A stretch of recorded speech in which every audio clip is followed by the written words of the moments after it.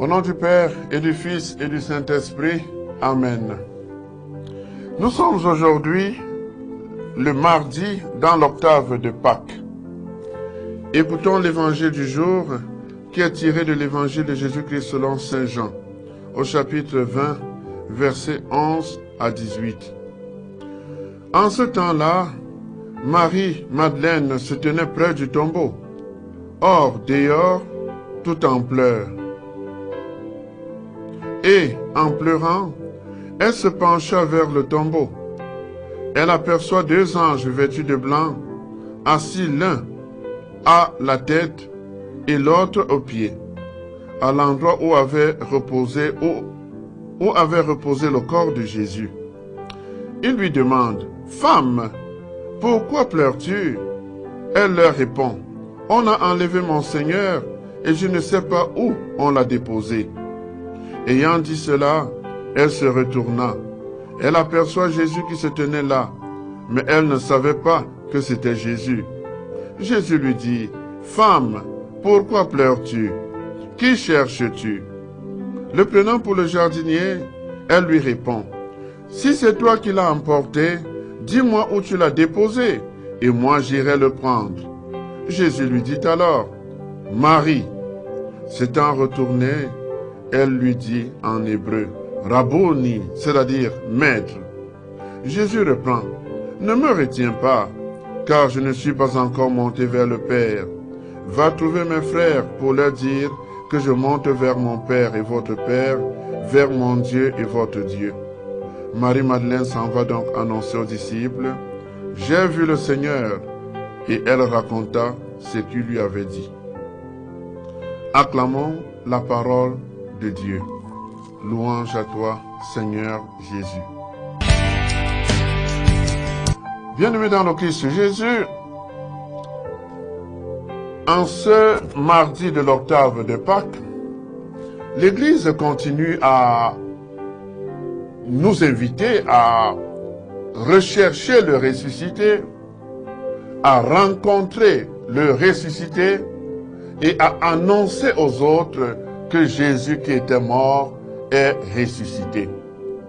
Mais avec votre permission, je voudrais souligner un détail qui semble passer inaperçu dans le mystère de la résurrection. En réalité, la figure des femmes est très présente dans l'annonce du message de la résurrection, dans la première rencontre avec le ressuscité.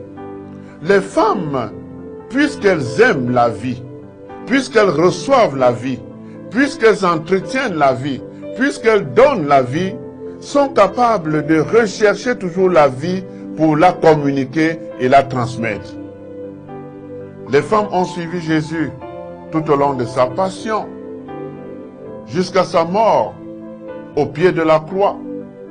Elles sont les premières justement qui continuent à aller justement au tombeau pour prendre soin du corps de Jésus. Et ce faisant, elles ont le privilège d'être les premières messagères de la résurrection de Jésus. Parce qu'elles aiment la vie, elles prennent soin de la vie, elles défendent la vie. Bien-aimés dans le Christ Jésus, très souvent, il nous arrive d'être étonnés de ce que les femmes sont très présentes à l'église, que les femmes prient beaucoup. Et il arrive même très souvent que leurs épouses se fâchent et disent que non, vous êtes tout le temps à l'église, vous êtes tout le temps en train de prier, tous les mouvements vous êtes là, toutes les rencontres de prière vous êtes là, matin vous êtes à l'église, midi vous êtes à l'église, le soir vous êtes à l'église. Eh bien c'est parce que fondamentalement, la femme est un être religieux. La femme aime Dieu. La femme aime le Seigneur. La femme aime se consacrer à Dieu. Et voilà justement pourquoi cet amour-là est récompensé. Cet amour-là est récompensé pour qu'elle soit la première à recevoir l'annonce de la résurrection. Elle soit la première à annoncer le mystère de la résurrection de notre Seigneur Jésus-Christ. Et vous savez que vraiment dans l'histoire du salut, la femme est déterminante. Pour la venue de Jésus-Christ dans notre monde, il a fallu la Vierge Marie, une femme. Et maintenant, pour l'annonce du message de la résurrection, une femme encore, Marie-Madeleine. C'est donc une interpellation qui est adressée aux femmes de notre monde, quelles qu'elles soient encore petites, adolescentes, jeunes, adultes ou déjà âgées, qu'elles prennent conscience du fait que le Seigneur compte sur elles. Qu'elles soient toujours celles-là qui annoncent partout, à temps et à contre-temps, le message de la résurrection, en étant témoins de la vie. Les femmes doivent donner la vie partout où elles sont. Elles doivent défendre la vie partout où elles sont. Elles doivent promouvoir la vie partout où elles sont. Elles doivent entretenir la vie partout où elles sont. Une femme qui ne donne pas la vie, qui détruit plutôt la vie, n'est pas dans sa vraie vocation. Une femme qui ne protège pas la vie n'est pas dans sa vocation. Une femme qui n'aide pas les autres à vivre n'est pas dans sa vocation. Une femme qui travaille pour promouvoir la mort a perdu son chemin. Que le Seigneur bénisse toutes les femmes. Que le Seigneur aide toutes les femmes à prendre conscience de leur mission. Recevoir la vie, entretenir la vie, donner la vie et défendre la vie jusqu'au bout. Dieu qui nous a fait passer de la mort à la vie en nous offrant les sacrements de Pâques, poursuis toujours l'œuvre de ta grâce.